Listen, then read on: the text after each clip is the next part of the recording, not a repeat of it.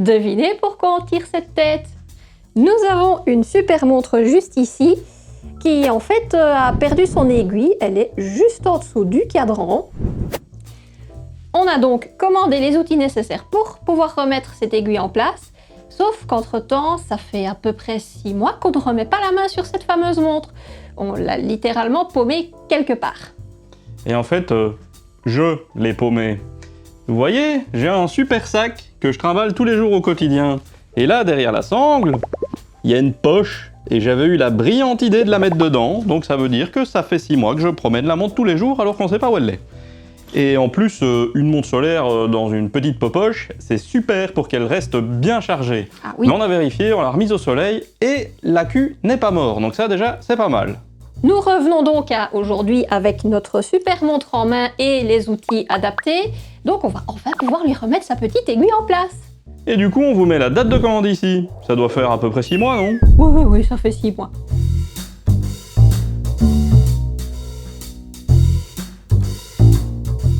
Ben voici le setup intervention montre qui va bien, tout un paquet d'outils ici, et on a aussi une super Momo au taquet à la caméra. Ah, et il faut surtout pas oublier le chat de support émotionnel. Si jamais il fait faux bon, il y a toujours moyen de moyenner. Tracassez pas.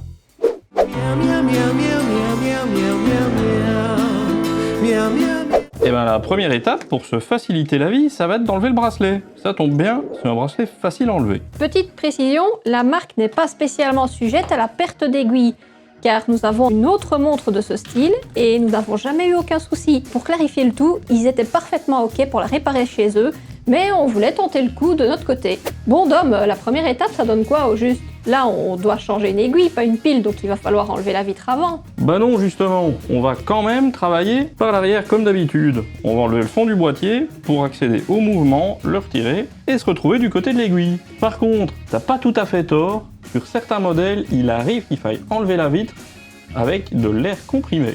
Attends, il faut vraiment mettre un compresseur dans une montre sur certains modèles?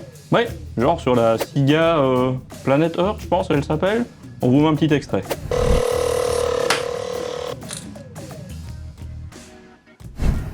Pour ouvrir la montre, on voit que c'est un fond de boîtier vissé. On va d'abord essayer avec la super boule magique, mais je suis pas sûr que ça va marcher. Non. On va devoir donc se servir d'une pince Shaxa. Il y a 3 picots qui vont permettre de s'emboîter sur les petites encoches ici. Il faut bien régler les ergots pour être au plus proche de 3 des encoches pour éviter que ça saute et griffer l'arrière de la montre.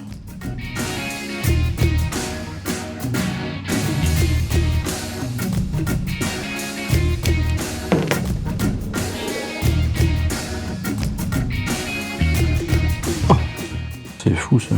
Comme on a de la résistance, on va essayer avec le petit étau pour maintenir la montre.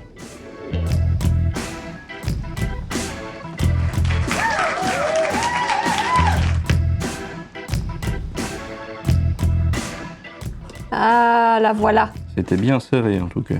Ça risquait pas de venir tout seul. Bonjour là-dedans. Il faut probablement enlever le cadre plastique qui est autour. Et maintenant, ce qu'on va faire, c'est régler la montre à midi et retirer la batterie. On vous explique pourquoi un petit peu plus tard. Ça, c'est fait. Maintenant, l'objectif, ça va être de retirer le mouvement pour avoir accès à l'autre côté. Et logiquement, pour ça, la première étape, c'est d'enlever la couronne. Ah Dom, tu vois bien? Nickel. Ça vous rappelle pas un perso dans Harry Potter?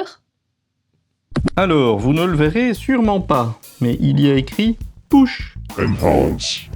Again. There. ici. Et c'est là qu'il faut appuyer pour pouvoir retirer la couronne.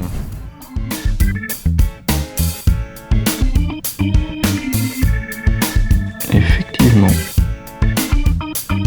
La voilà. Et maintenant, normalement, si on retourne le tout, le mouvement, il devrait venir dehors.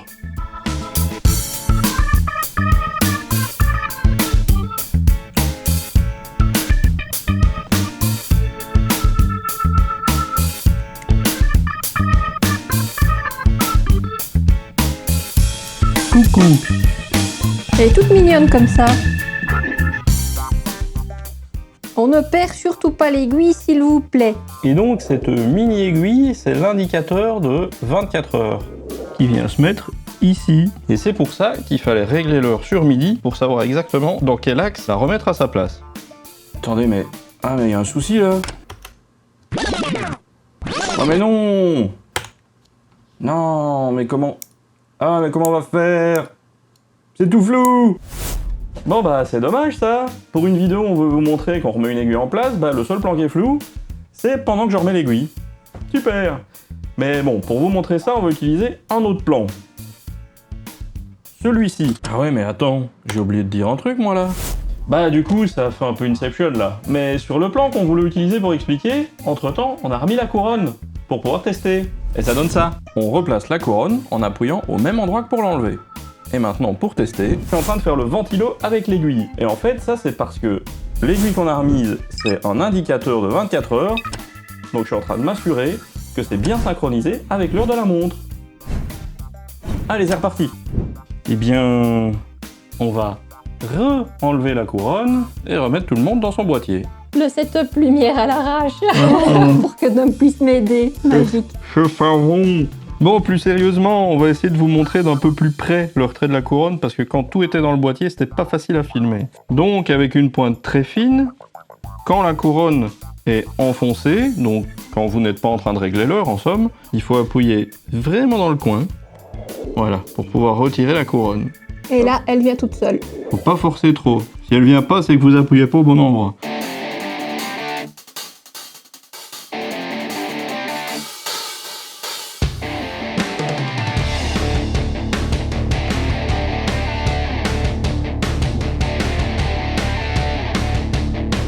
Ça fait tic-tac.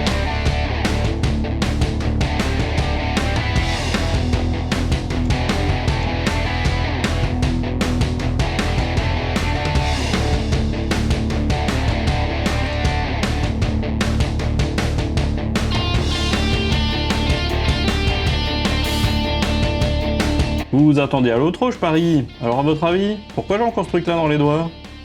Bah parce que l'aiguille, elle est retombée toute seule.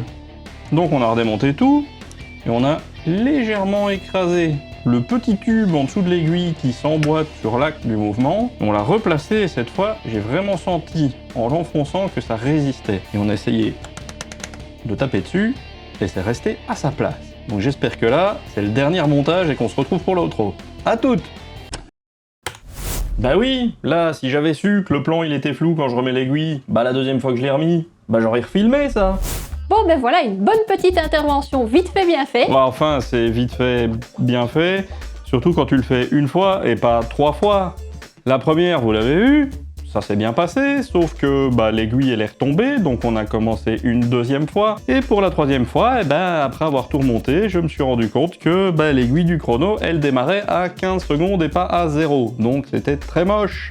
Bah maintenant, du coup l'aiguille elle est ici bien à sa place, et ça c'est cool. La troisième tentative, on l'a pas parce que Dom il râlait un tout petit peu comme ça. C'est même pas vrai, moi je râle jamais d'abord. Alors on vous rassure, on vous met tous les liens en description par rapport aux outils que nous avons utilisés. N'hésitez pas à nous lâcher vos meilleurs pouces et à vous abonner si vous appréciez nos vidéos. Le chat, il adore. D'ailleurs, il passe de temps en temps dans les commentaires pour vous répondre. Et aussi, bah, on va devoir faire chauffer l'imprimante parce que vous avez éclaté le compteur, donc on a réussi à fabriquer un 1100 alors qu'on était à quoi? 950, quelque chose comme ça? Oui. Donc un super grand merci. On va vous faire une vidéo spéciale pour les 1000 abonnés, mais là vous nous avez pris de court, alors le matos il n'est pas encore là. Mais promis, ça va venir. Sur ce, on vous dit à la prochaine. Salut! Salut!